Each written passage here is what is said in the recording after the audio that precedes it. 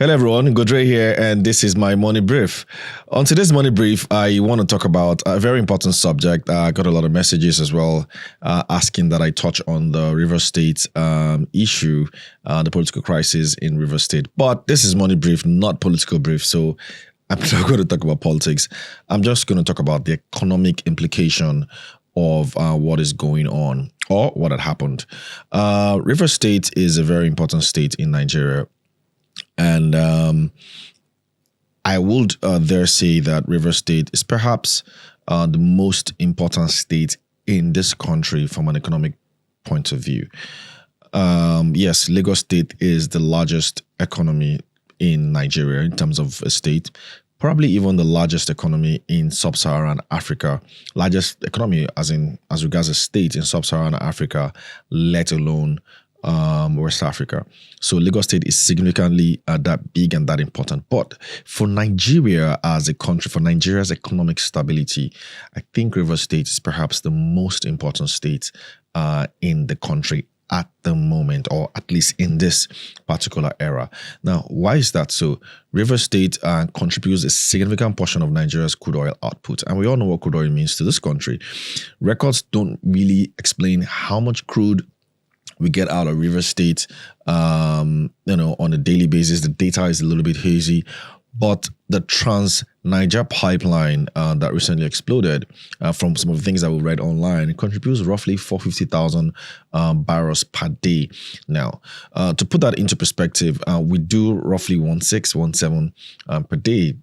Now, if you take away 450, you understand the significance of that to Nigeria's crude oil exports. And so when that explosion happened, it did give a lot of concerns to a lot of investors. Look, politics has its own issues, and politicians will always be politicians. But when it comes to the economy, where we are at the moment is still pretty much fragile, and it's very important for everyone to understand that. I was recently at an event with the CBN,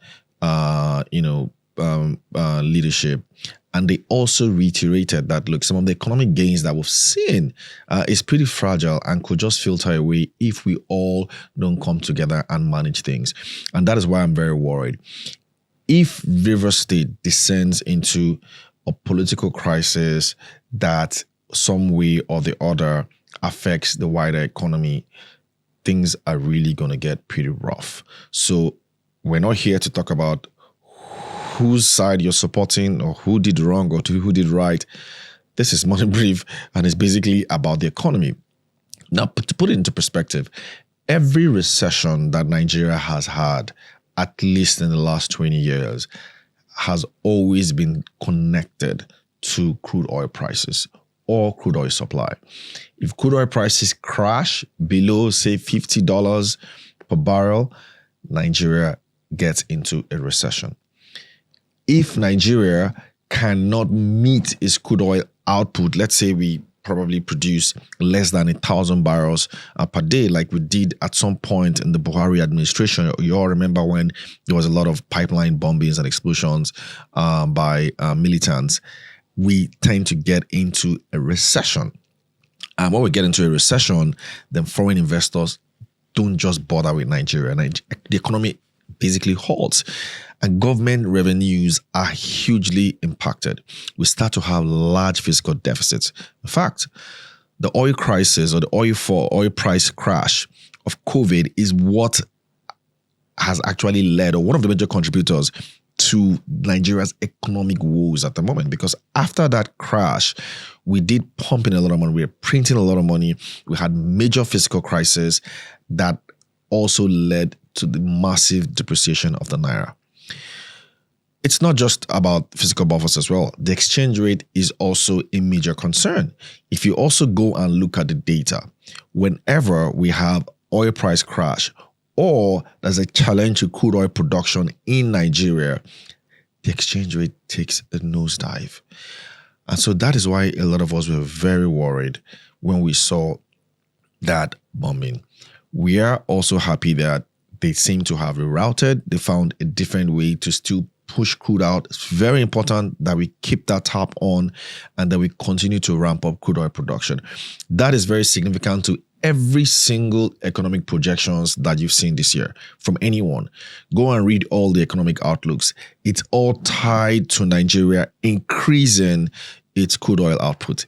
If we are not able to increase crude oil output, then it's almost like the exchange rate is likely going to be toast. So whichever side you're on in Rivers State, just know that that state is probably the most important state in Nigeria economically. It's also a very important state politically as well, because Rivers State, Lagos State, and Kano State mostly determine who wins elections in Nigeria. And so that again just makes that state pretty significant. It's also one of the major earners when it comes to IGR. It's also one of the major earners when it comes to FAC allocations. So there's a whole lot that the country depends on from Rivers State.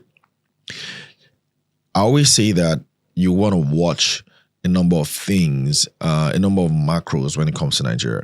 You want to look at capital importation, you want to look at inflation, you want to look at Nigeria's fiscal deficit, which basically is Nigeria's budget income versus budget expenses. When the expenses is more than the income, then you have a fiscal deficit. I've talked about capital importation, which is how much foreign investment Nigeria attracts, whether it's foreign portfolio investment or foreign direct investment. We also talk about crude oil prices and Nigeria's crude oil output.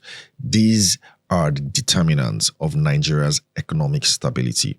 When these things go south, Nigerian economy goes south. In fact, crude oil prices, as much as it contributes less than 5% of Nigeria's GDP, it contributes over 50% of Nigeria's export earnings. When I mean export earnings, I mean dollar earnings. Most of the dollar inflows we get from Nigeria is also tied to crude oil. And so whatever happens in Rivers State and also Delta State and Akwa Ibom determines how stable Nigerian economy can be. And so when politicians are squabbling over the resources of the state, it's not just about the resources of the state, it's also about the economic future of Nigeria. These are the things that we're going to be watching. For now, we are happy that they've been able to resolve this issue economically, that is. I don't know about the political side of things, and we're seeing that they've started pumping again. Keep a close eye on the exchange rate. We did see massive, or maybe not massive, we did see depreciations during the last few weeks. I was praying and hoping that we're not going to hit 1.6, but we were just below 1.6, I think about 1.580. We've seen a little bit of appreciation in the last couple of days. Let's hope that it remains that way. And the exchange rate can be stable all year round. What you want is for it to at least operate within a plus, maybe plus 2.5 minus 2.5% band. Throughout the year, a plus 5 or minus 5 depreciation or appreciation is often acceptable, at least to investors. That sounds like a stable exchange rate. We can't expect the exchange rate to be fixed forever, but it will go up, it will go down. But these factors are one of those things that we must always track. So this is why a lot of investors and a lot of pundits and a lot of analysts and a lot of experts were very worried about what happened in Rivers State during the week. We hope that this matter is resolved economically. I know the political side of things might take time to pan out, but let's hope that the relative peace that we're seeing now will continue to last and that our politicians can at least grow up and let this economic stability that we're seeing, or this economic growth that we're beginning to see, last as long as possible. This is my Monday Break for today. And until we do this again, do have a profitable week ahead. Goodbye.